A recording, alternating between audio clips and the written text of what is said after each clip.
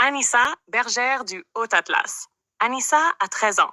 Elle vit à Bouzemou, dans les montagnes du Haut-Atlas, non loin de la petite ville d'Imilchil. Ses parents habitent une maison de pierre rouge au flanc de la montagne. Dans cette région, les maisons ont la couleur du sol qui les porte, rouge, ocre ou grise.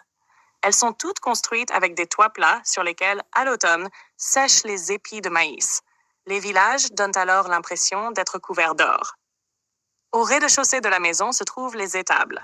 Y sont logés les chèvres et les moutons d'un côté, les vaches, l'âne et les mulets de l'autre. Entre juin et octobre, les travaux des champs occupent les familles de Bouzemou chaque jour, de l'aube au crépuscule. Anissa aime tout particulièrement les activités pratiquées en commun.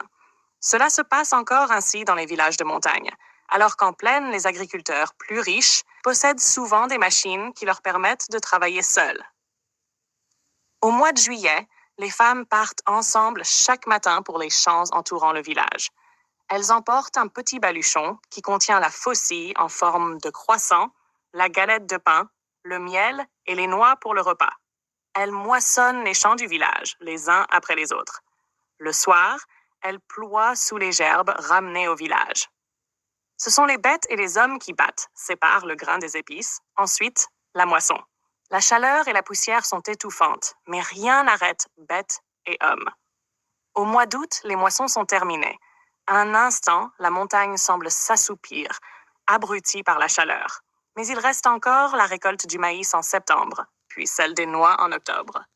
Claire Veillère, Leila, Rhoda et Anissa vivent au Maroc, enfants d'ailleurs.